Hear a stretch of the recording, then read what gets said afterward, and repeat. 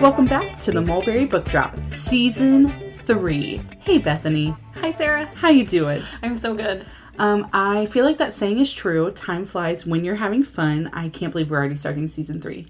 I totally agree with you, and I cannot stop smiling. Yeah. Oh, all right. Let's hop in. Tell me something good. Well, you said hop in. Yeah. But my something good is probably more about, like, falling out. Oh? I jumped out of an airplane over the weekend. What? I did. So, a couple years ago, remember we tried to go on leap year? We were going to leap on leap year? Yeah. And it didn't pan out because of the weather. It got too windy. And so they canceled all the jumps. And we couldn't find a time to go, so they refunded our money. And then my husband's like, are you still interested in jumping? And I was like, yes, absolutely. And then we were like, do you think our son is still interested in jumping? Ooh. And so he just turned 18. And so on his 18th birthday, we surprised him. And he was very excited. And we told him, well, we're going tomorrow. So that's oh my what gosh. we did. We went the day after his birthday. Just like imagining turning 18. By the way, tomorrow we're going skydiving. Yeah. That's so cool. It was amazing. Yeah. It was absolutely amazing. We all had the best time. We were at 13,500 feet. Ooh, and that's a lot. That's really high. It is what they say. It's beautiful up there. Yeah. It was a clear day. The free fall was amazing. And then when the chute went out and he's like, how's your stomach? And I said, good. And he goes, okay, we're going to do some... And he just started, we started spinning. And I was like, oh my gosh. It was so wild. That is so cool. So you do it again? I would absolutely do it again. Yeah. Yeah. There are videos, so if anyone really wants to see one, you can ask me about it. But it was totally worth it. I totally acted surprised, and I know that it was really convincing, but I did get to see the videos. Seriously, so cool. So cool. Yeah. And I think you described it when we were watching it. It looks fake, but it's not. Yeah. It's just, and the sky was so clear and so pretty for y'all. Mm-hmm. So, that's so cool. Yeah. There's a picture of my husband, and it's really funny because it looks like he's upside down, but you can see in the video his videographer did, a spin. So, okay. Somehow he turned himself, and so it actually makes the picture of my husband, upside down. That's and cool. It was really neat. We were like, that's when he did that. Because awesome. We got the pictures, too, and we were like, we don't know if we'll ever get to do this again. Let's just get the pictures. Yeah. It's his birthday, and, we figured we'd get 40 pictures. I don't know. There was maybe 150 pictures of you. I think my lot of pictures was 170. Wow. I mean, and there were some that the staff photographer on the ground was taking. So the before and after. Mm-hmm. But then they do a bunch of freeze frame photos from your video cool. as well. So there's pictures throughout the entire thing. So there's tons of pictures of us in the sky, just weird faces, hand signals, whatever, and they're funny. That's really cool. I'm a huge picture person. Same. So I get it. Yeah. You are, well, yeah. And when you do an adventure like this, if it's something that you're not going to be doing all the time, get the pictures. Enjoy the experience. Let someone else take the pictures, but get the pictures so you always remember it. Oh yeah. For sure. Love that. So what's your good? What you got? I have two. Okay. One, my voice is back. I love it. Well, it was, and then we were testing on our microphones, and my voice went out, and I was like, hello. So, what if I clip it and put it at the end of this episode? I wouldn't be mad. So my voice is back, so I'm very happy. Thank you for putting up with it last month with that episode. I appreciate it. And I moved, and I just love my new house. That's nice. And my new roomies. They're great. So it's going really, really good. So makes me so happy. Yeah. Anything funny or crazy happened lately besides falling out of an airplane? Yeah. On purpose? Well, okay. So we did have a big birthday, and my kids always pick their desserts. Mm-hmm. And because I think I've mentioned before, they like Great British Bake Off. They like trying new foods. And so for some reason, he decided he wanted mochi ice cream. Ooh, okay. And you can buy it, mm-hmm. but that defeats the purpose of me making this birthday cake for him, Yeah. And so I thought, well, I'm going to try it. So I went to the Gigi's Oriental Market. Mm-hmm. Love my Gigi. And she had the rice flour that I needed. It's a Japanese sweet rice. And I followed the instructions, and it was all kind of coming together as it was supposed to. And, you freeze the ice cream balls, and you cool the little dough, whatever. And then I said to my husband, I go, I'm going to need your help. I was like, we got to put these together as fast as we can. Oh my gosh. We started trying to put them together and the ice cream's starting to melt and they're not wrapping and you got to twist them in plastic wrap. And it was just, it felt like chaos to me. And it was also one of those moments where I was like, it's not going to work. Like, and I don't have time to redo it. I can't do anything about it. And I made just enough of them for who was here. Yeah.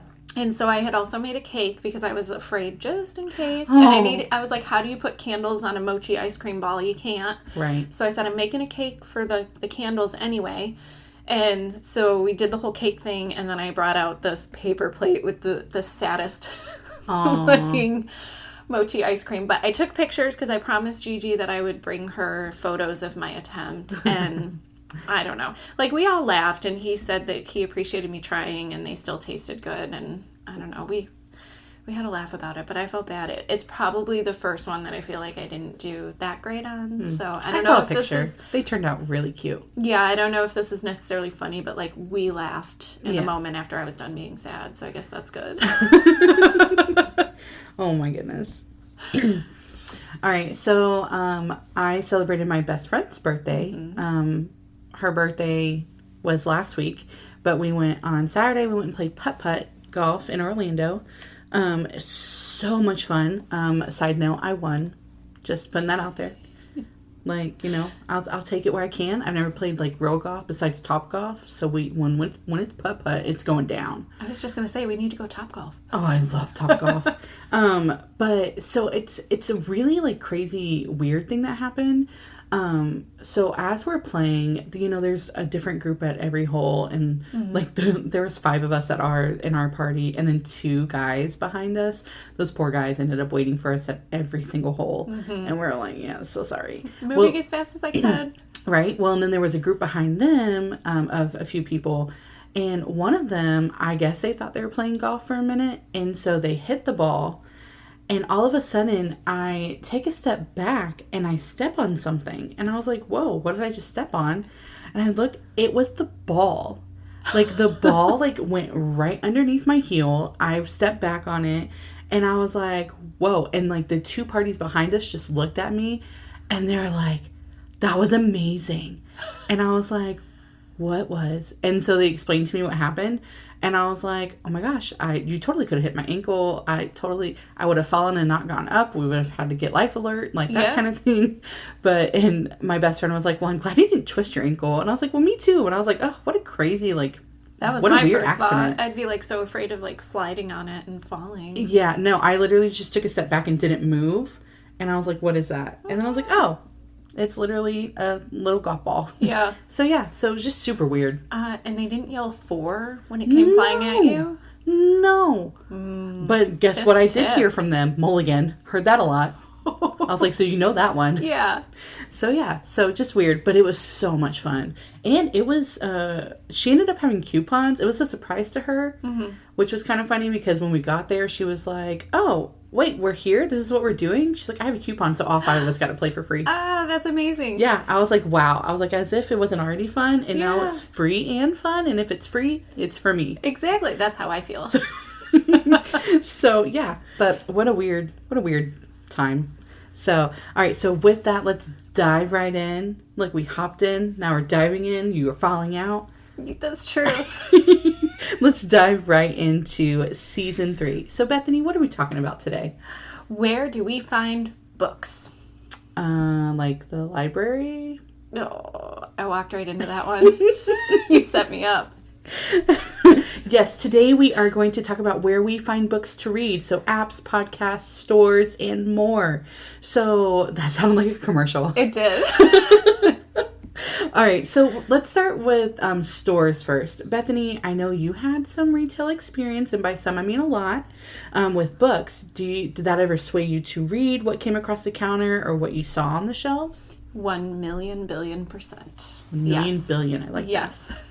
Yeah, I mean, 20 years at the bookstore, so I have a lot of experience with, like, building the displays and setting things up and suggesting books to customers and whatnot. But also when the company would tell us certain displays to build, like that would also pique your, like, oh, what's this one? And it really gets you. But the joke was always for new employees.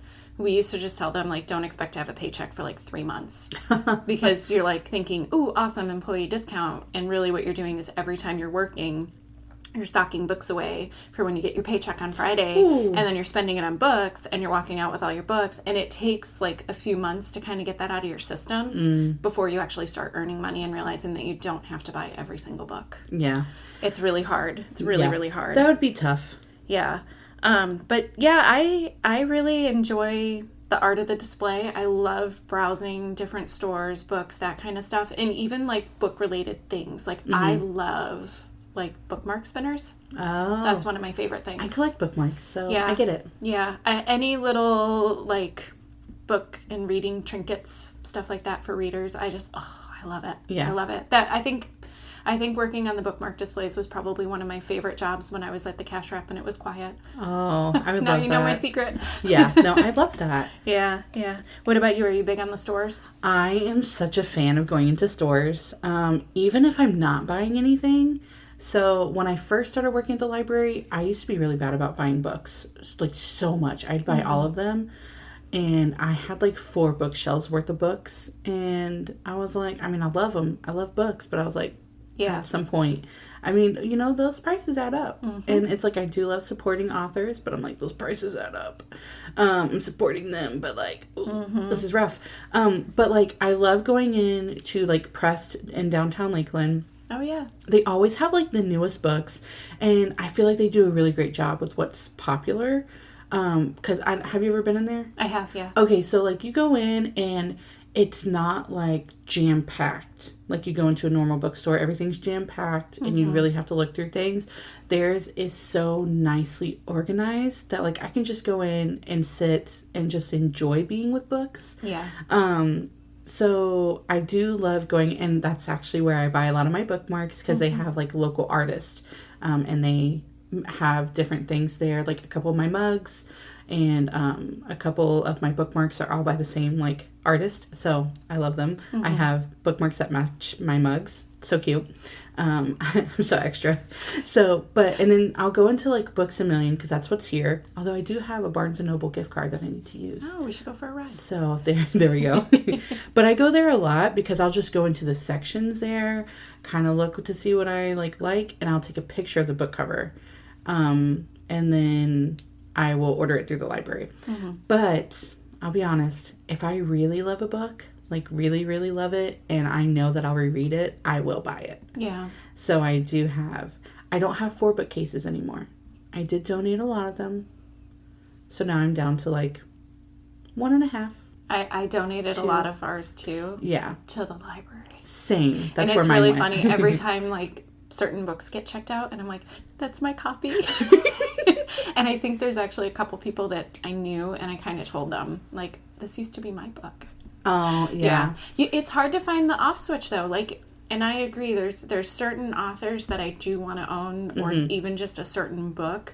But for me, I've learned like it's okay to get it at the library first, make sure it's one you want to earn. Yes. Or own, sorry. Yeah. And then add it to my wish list and then it becomes like a gift for the holidays. Yeah. Because it's like I'm also at that age now where if I need or want something, I can kind of just get it for myself. Right. So books are a really nice thing to add to a wish list for like birthdays, holidays, you know, and then it's like even if it's 6 months after you added it, like when it does show up, it does almost feel like a surprise and you already know how much you love it. And so you're really excited to finally own that copy for yourself, you know? Yeah. So. Oh, I totally keep up like my Amazon wish list. I totally keep up with it. Yeah. So if you can explain that to my mom, that would be great. Well, I mean, it's still a great way to support authors and stuff. Like, you know, agreed. I'm all about buying books for sure. Yeah. Okay. So what about podcasts? Because personally, I don't listen to any book ones, but I do want to start. And I'm very interested in what you listen to.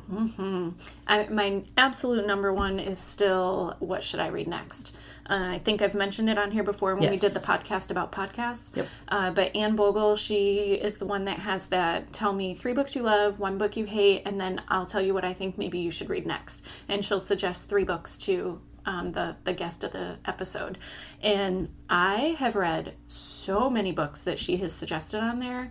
And I really, really love when she gets to the part where it's like, tell me something you hate. And it's really fun to understand why something didn't work for somebody. And a lot of times they're just like, everybody loves this book. It just didn't do it for me. And, readers talking about reading is such an amazing thing because it makes you realize like you're not alone and you're not abnormal just because you didn't get it in that moment, or something was going on in your life where you just couldn't read that book at that time, and that's okay. And it's a really fun concept, and she's such an avid reader, and just she never runs out of books to talk about, which is just wild to me. That's amazing. Yeah, because I think if you've never listened to the podcast and you went to start it today, there's like over 350 going on 400 episodes. Okay, so I won't start from the beginning. I mean, I'm telling you, it's so good. It's so good. But the other one I really enjoy is called Reading Glasses. And they're two friends. They're both, one of them is actually an author. She wrote a book about the author of The Creature of the Black Lagoon. So I don't know. And the other one is like an actress, and I think she also does screenplays. So like they have their whole own, but then they do this podcast together, and they have stronger personalities, so, it might not be for everybody. And I do know, like, in terms of their wheelhouse, like, the one really loves horror, which I know is a genre that, may or may not be for some people. And that's fine. But they interview a lot of authors, which I enjoy. It's really fun listening to authors talk about their writing experience, and those kind of things. But they also do a lot of like product things. So sometimes like people will ask for their advice on something, and so they'll actually like test out products and they'll give their reviews on them. Oh. Yeah, so like they ended up creating like this Amazon wish list, and you can like buy a Bluetooth speaker for a shower, and they will literally test it and tell you like why it worked or why it didn't. And interesting. Yeah, like there are way more reader products out there than I ever imagined. Like it never dawned on me to get a book weight to like hold your book open. Oh. Like, and they've talked about this. I need one of those. Yeah, they've talked about this on their podcast, and I'm just like, I never thought of that. And then every episode they have a segment where it's like, and now for reader wheelhouses, and people will write in about these like really specific wheelhouses, which is so entertaining because it's like there is no normal or abnormal. Like, it's just we all like what we like and we don't like what we don't like. And that's okay. Yeah. And so it's really fun to hear people admitting, like, this is what I love, this is what I don't love. And I think I told you the other day they did a whole episode on dog houses. Oh, yeah. So it's the idea of, instead of a wheelhouse where if it says something about this, I will absolutely read it. A dog house is where if it has something about this, there is no way I'm ever picking up that book. And it was really fun to listen to what it is for readers that are like an absolute no button. Like, I can't do it. I won't. That's so funny because that's how I am about books with dogs in them. I know. But like, yeah, absolutely not. there's a lot of book podcasts out there, but I think those are probably my 2 favorites that I constantly keep going back to. And I've read stuff that both of them have talked about, and I trust them. I think that's what I like. Oh, so okay. yeah. What a like great and fun way to learn about books and to how to find books. I think that's really cool. I definitely think I'm gonna try a couple of the first month's episodes. Yeah. Okay, so what about, I don't know if people still read them, but like what about magazines? Sarah. What? Book Page. I completely forgot about Book Pages. Book Page, best magazine ever. I totally forgot. We literally carry it in the library, y'all. We do, and it's free. It's always by our front door, like near the circulation desk. It comes out every month. I bring it to every one of my book clubs to make sure everybody has it, but it's always like what's coming out this month, what's new, what's exciting, interviews with authors. Oh my gosh. I don't know how I forgot about it. That's so funny. Every time we get it, I'm sitting at the desk going through it and adding to my hold list. That's what I do. I as well do that. Okay, so how about kind of a different one? There are, if you didn't know, there are actually like famous people book clubs. Personally, I'll look at the book titles, but I don't like say, oh, what are they reading? Like, I'm not a part of any of the book clubs, but I'll usually look at the list to see if it's been posted. So some examples of like famous book clubs, which honestly you guys have probably heard of, but maybe didn't realize. But there's like the Oprah's book club, which I think she's had that for quite a long time. Reese's book club, Read with Jenna, a Fallon book club, which is like during the summer, and then a Netflix book club. So have you ever dabbled? So I have actually read stuff from all of these, I think, but I don't seek them out on purpose. I realized recently that I actually read them accidentally. I apparently lean towards some of the Reese picks, or like Read with Jenna. She does the one for the Today Show. But a lot of times I don't realize it until after the fact. Now, the one that surprised me, though, which you did not have on your list, is, did you know Good Morning America has a book club? You know what? Like, now that you say it, like, I do... Yeah. I know that I've read some because the sticker is on the book. Yes. And I think theirs gets a little bit lost in the mix because the interesting thing with their book club is it's not run by any specific person. Oh. They actually take turns. Oh. Yeah, so the hosts of the show, I guess, take turns presenting the books each month. Interesting. But I went through their list because, remember we read The Maid for one of my book clubs? Yes. And that was the reason, is because we're doing like award winners in famous book clubs this year. Okay. So it's for Who Picked This Book. And so we're learning about some of these book clubs and some of the awards. So we did The Maid for Good Morning America. That's how I learned this little tidbit. And in the process, I went through their whole list and I have read like, I think 9 books. Oh, wow. And I liked all of them. Okay. So I was a little surprised by that. Interesting. Yeah, it was... I don't know, when we were looking, because the next thing that we're going to talk about for how to find books, they post articles, and I remember us looking through the articles going, oh my goodness, I've read this one, this one, this one, and then there was one book club that I was looking at the books, and I was like, oh, I read this one, this one, this one, and I didn't like any of them. Yeah. And I was like, Isn't that maybe weird? not, maybe don't read those ones. That's so interesting. So, but other people love them, I just didn't. I won't say what they are. So, all right, so the next one is in my opinion, the biggest way to look at books, at least for me personally, and that is Goodreads. Would you say the same, Bethany? Yes. Okay. So... Wholeheartedly. Yeah. If you don't know what Goodreads is, it is a book website made by Amazon. You can track your reading, participate in reading challenges, have friends on there, look up books, and more. One of my personal favorite things to do on Goodreads is to look at the recommendations. So, like, if you finish a book, Goodreads will be like, well, if you like that book, like, you'll like this book. I really like that. And then you can also recommend books to your friends that you think they'll like. Or not like, whichever way you want to spin it. What about you? I love Goodreads. I like that they have the want to read shelf. Yes. I use it a lot. Now, I know some people who have a want to read shelf that has like hundreds and hundreds of books on it. That was me. I cleaned it up. Yes. I try to keep mine at 20 or less. Okay. And the way that I use mine is like Read a Latte, for example. No required reading for our Read a Latte book club. We come in, we just talk about books, authors, that kind of stuff. I make a list for myself. I add it to my want to read. And then when I actually have time in a couple of weeks, I'll go through, I'll read what is the book actually about. I might check a couple of the reviews just to see if I really feel like it's for me. Okay. And then I decide, does it stay on my want to read or do I delete it? Okay. And so that's one way that I use it.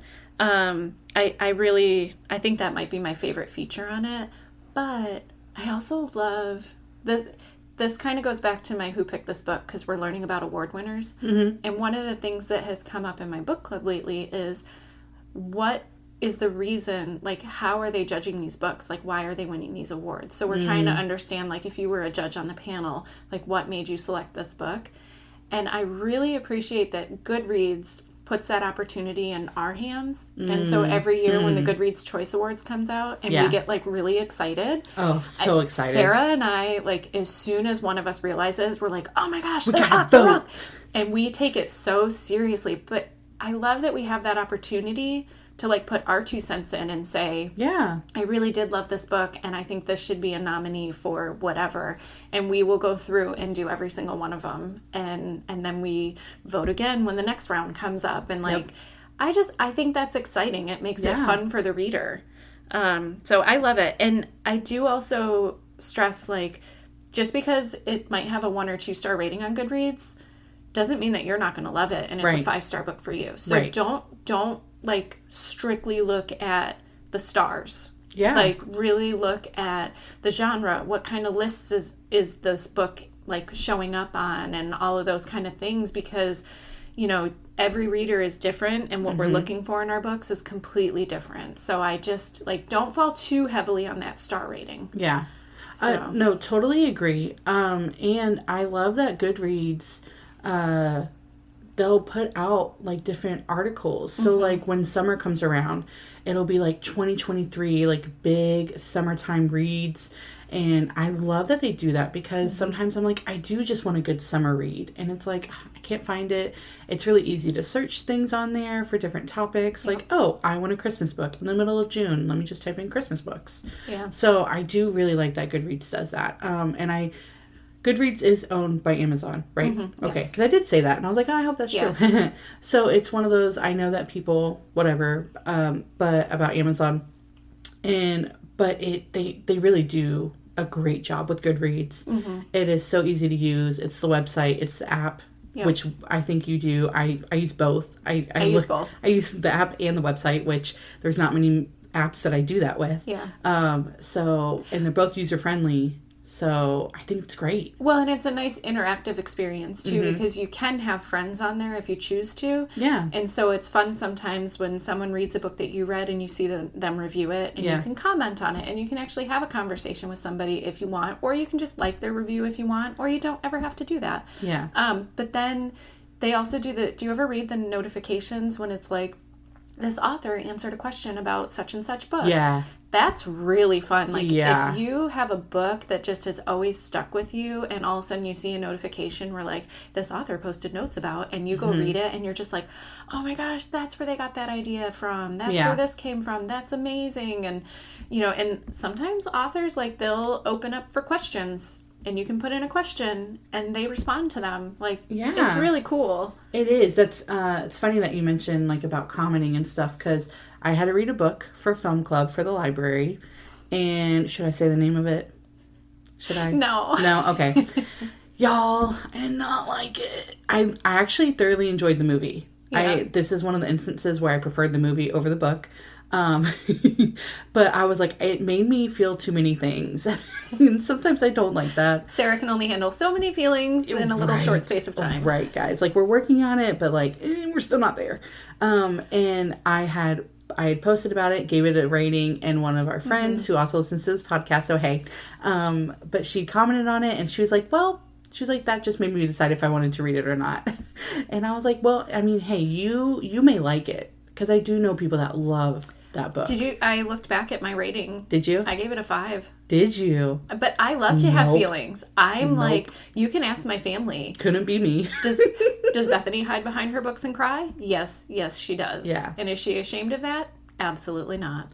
I love a good cry. I do love a good cry, but y'all, I was like ugly tears snotting. It was not a good time. Yeah. It was not cute. Thankfully, like, no one walked in and saw me, because that would have been a little rough, but it's fine.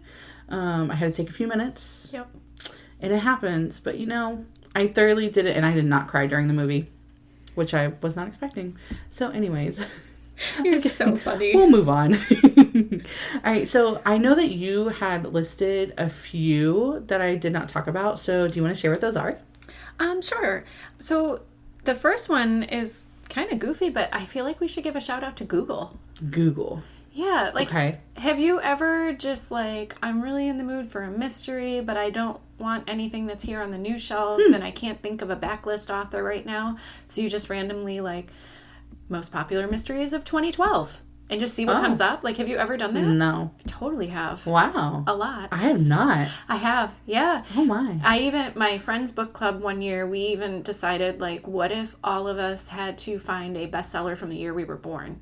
Oh. I mean, how else are you going to find it? Fun. Google. Yeah, true. So don't be afraid to, like, jump in there and just kind of see, especially because if you're looking on stuff, they're always going to be promoting the new titles.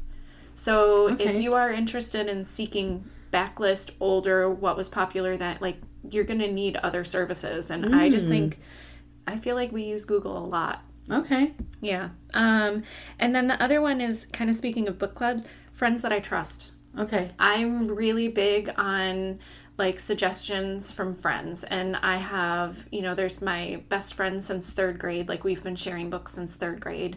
And we, every once in a while, if one of them just kind of, oh my gosh, like that's the first person I have to tell about it. And also, just even like some of our library patrons that like I'm starting to realize we read similar things. Like, now like they're getting included in that category. But I really, really love that. And like my mom, my mother-in-law, my sister-in-law, like we all constantly in the middle of a conversation, like, oh, by the way, before I forget, did you read this book? Have you read this author? And so I get a lot from them too.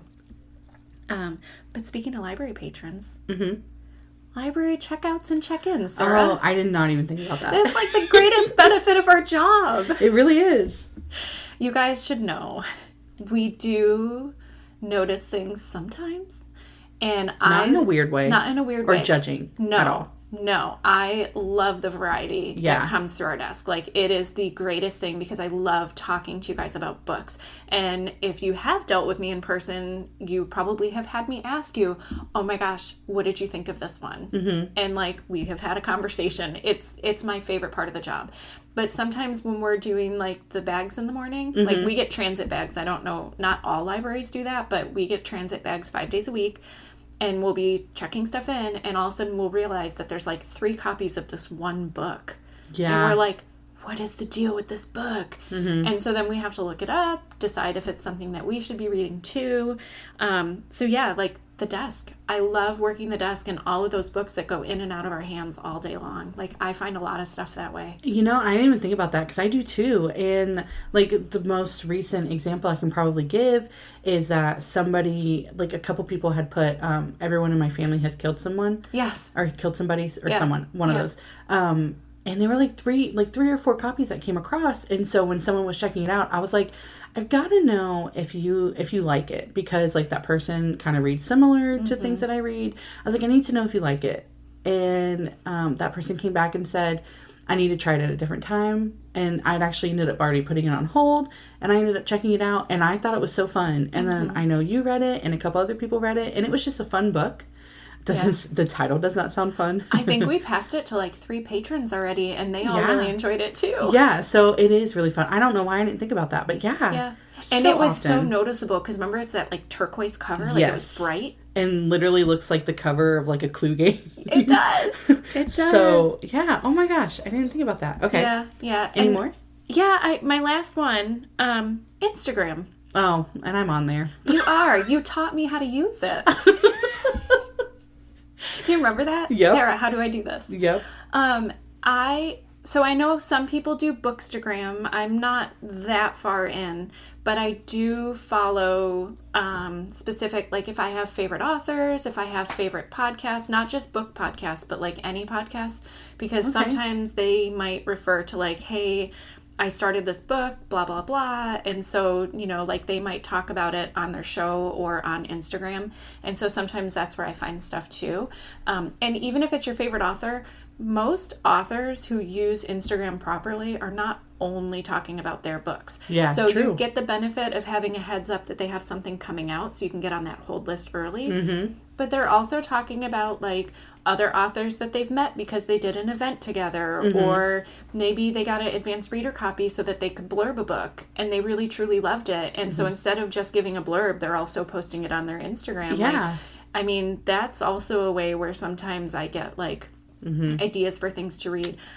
I really, when I first started at the library, I think we made a video once where it was like, do you prefer new books or old books? Remember we were doing like new stuff or backlist? And I think I picked backlist. Yeah. But I feel like I've run out. And so now I'm reading more new. Yeah. And so I'm like, I need to constantly be updated about what's coming. For sure. And I'm finding that Instagram has really helped me with that, because like the biggest tragedy for me right now would be if I ever ran out of books. Oh, guys, we would need help. We would need help with her.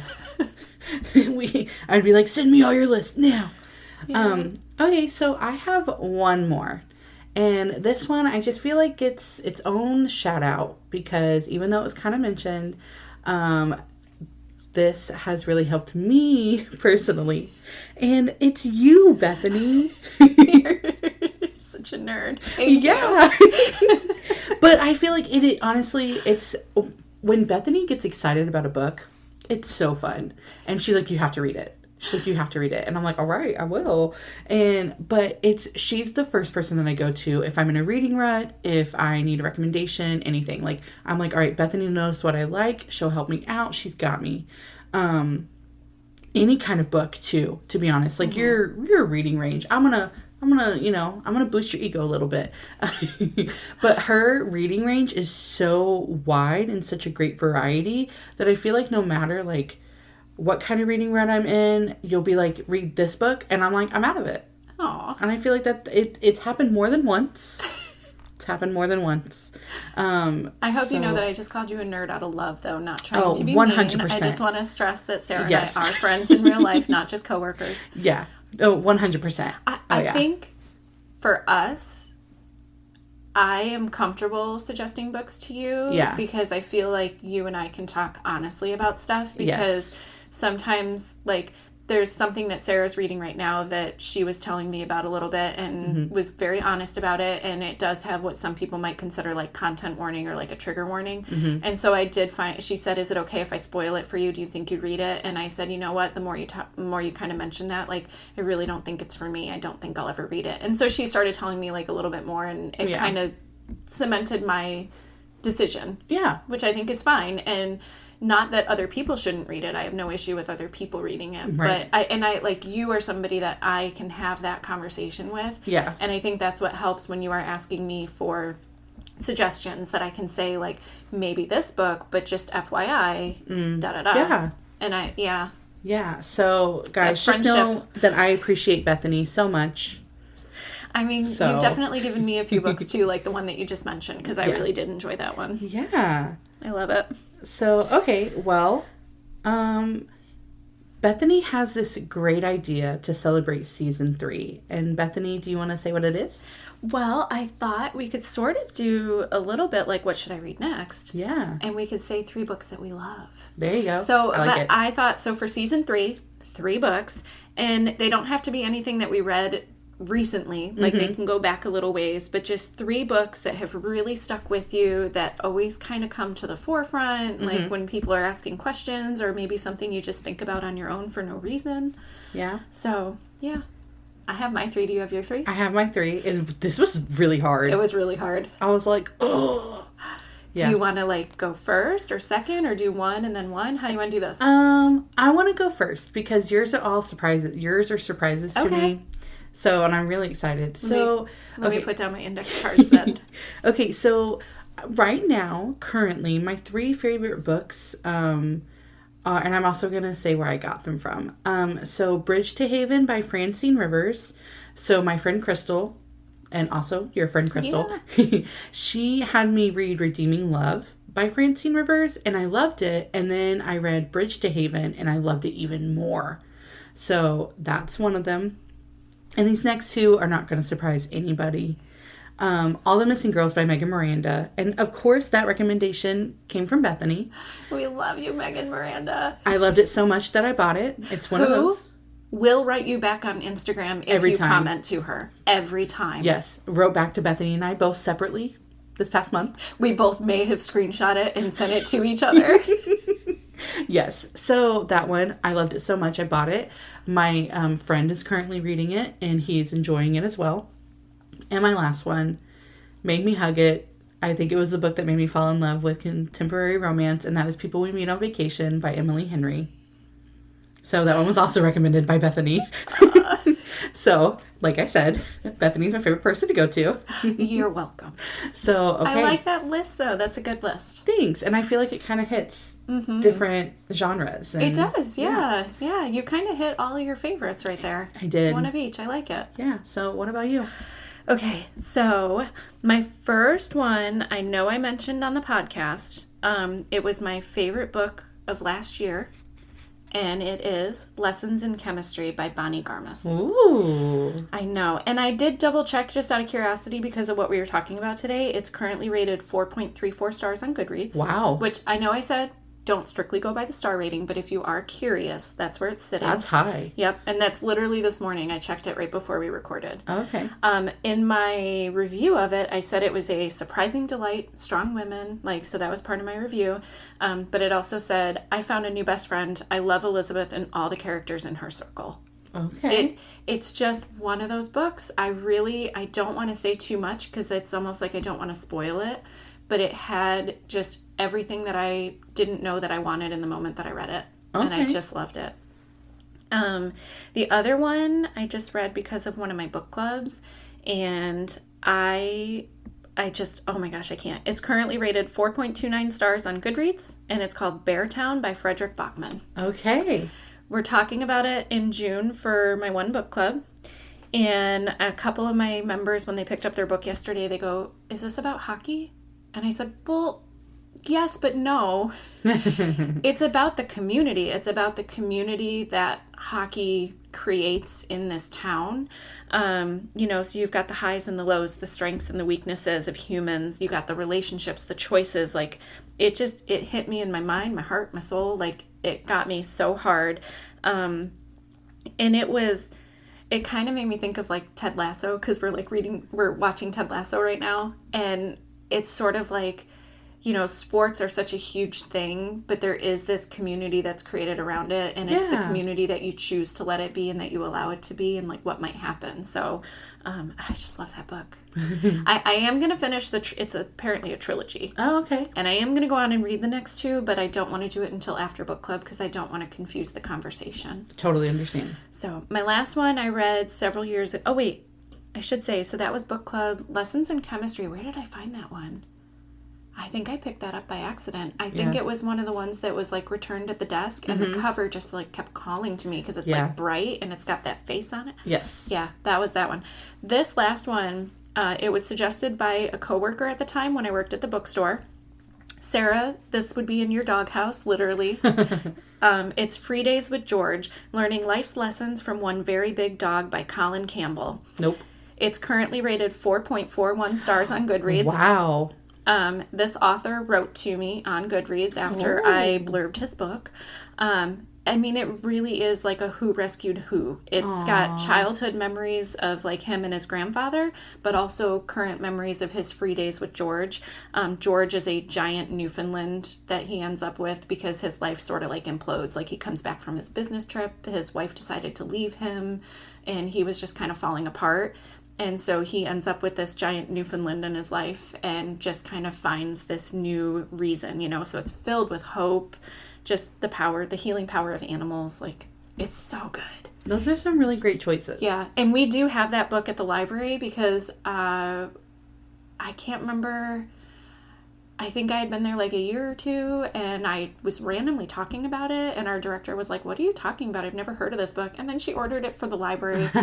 I've suggested it to several people. They have loved it, so it's so good. There you go. So those are my three. Really good choices.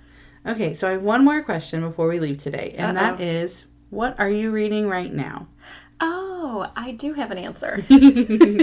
So I'm going to try and stay on brand and tell you where these suggestions came from. Okay. I'm doing 2 books right now, so I have one audio and one physical. Mm-hmm. My physical book right now is called I'll Stop the World by Lauren Thoman. And it's a young adult book. It's got a cosmic twist to it, so there's a time jump. But Justin and Rose basically have a week to correct time and solve a murder that hasn't happened yet. Okay. And I found this because guess who also has a book club? Who? Mindy Kaling. She does? She does. And you know how I found out about it? How?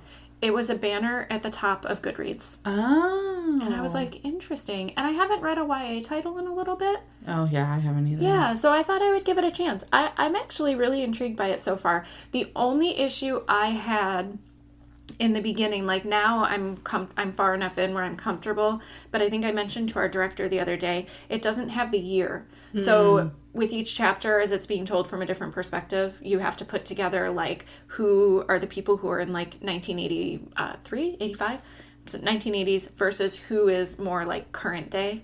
Okay. And so that was like tripping me up for a minute. Yeah. You know, because obviously you have what happened in the 80s versus now when you got these kids with their cell phones and whatever.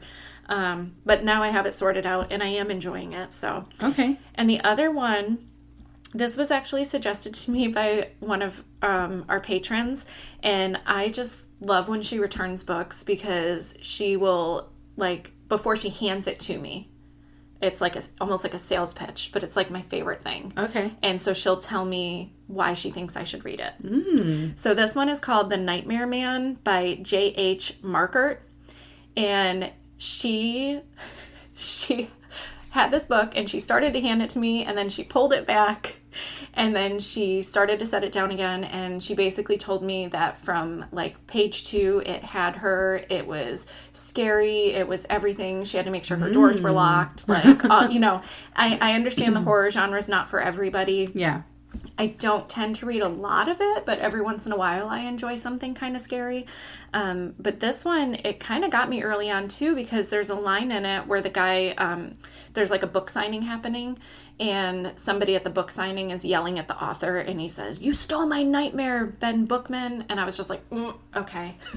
So it was a patron suggestion so far, super creepy. There's, you know, the author who writes these horror books. There was these cocoons and a scarecrow, and I'm not going to go too much into it, but I'm like, I don't know what's going to happen. Okay. So I'm intrigued. Okay. Yeah. So what are you reading? So I'm reading 2 right now as well. Okay. I am listening to one and physically reading one. So the one that I'm listening to is Friends, Lovers, and the Big Terrible Thing by Matthew Perry. And guess what? You recommended it to me. Did. So he reads it. So I'm only like 6% of the way done with it. I was listening to it this morning when I was getting ready for work. So far I'm like, interesting. And then wait for it. I'm reading my first Colleen Hoover book. It Ends With Us. Honestly, I'm only reading it because there's a movie coming out and Blake Lively is playing in it. So I was like, honestly, it's enough for me to read it. Do they know when the movie's supposed to be out? No idea. I do follow Blake Lively on Instagram, so I do know that they are filming or they're still casting. Okay. One of those. So how did you find out she was going to be in the movie? Like, was it on Instagram or like where did you... Instagram story. Okay. See, guys, Instagram. So, yeah. And then an article came out later. Okay. Because it just showed her because people were like, she can't play this character. And then she literally posted a picture on her Instagram story with red hair, and the main character has red hair. Okay. So then an article came out. And so also, I don't know his name, and I'm sorry, but he plays, I believe his name, Raphael on Jane the Virgin. Oh, I never watched that show. It's so good. Oh, no, this is trivia that I can't answer. So he's also playing in it. So that makes me super excited because I loved him in that show. Okay. So, lots of people have said that it's great, and a lot of people have recommended it to me coming in as patrons. This is a book that I will warn, I believe it has triggers in it, and I do think people need to go in knowing that. Mm-hmm. And nobody said that to me. Yeah. After they just said, oh my gosh, I loved it so much. And I'm really mad where I am right now in it. And so part of me is like, does it get better? Yeah. So I wouldn't classify it as romance. So. I wonder if they're going to continue to normalize. Remember, I just read the new Abby Jimenez. Yeah. I remember on the very first page, there was a letter from her to her readers. Yeah. That explained, like, some of what the book dealt with. Mm-hmm. So, like, you know, please be sure that you actually want to read this and, you know, yeah, love Abby. Like, and there was another book recently that our director saw that she showed me that it was in as well. Yeah. And I wonder if they're going to keep doing that. Because I do see sometimes in the young adult section, mm-hmm. Usually on the bottom of the first page, it'll actually say, like, content warning, and then it'll just list, you know, 3 or 4 things. Yeah. Just to help people have an idea. Because you don't know where everybody is in their life. And that's what they do in TV shows now. Up in the left-hand corner. Mm-hmm. The rating and then what's in it. Yeah. Like suggestive language, that kind of thing. So I will let you guys know if I liked it or not. Okay. Next month. Okay. So yeah. All right. I think that's kind of all that we have. So if you guys have any favorite ways that we didn't mention, or even if we did mention it, of looking at books and just maybe your 3 favorite books right now, and where you learned about them from, let us know. Email us at themulberrylibrary@gmail.com, Or you can message us on Instagram. We are on Instagram. We do try to look at that every day. So, yeah. Do you have anything else? No, I think this was just super fun. So I think the only thing left I have to say is happy reading, Mulberry.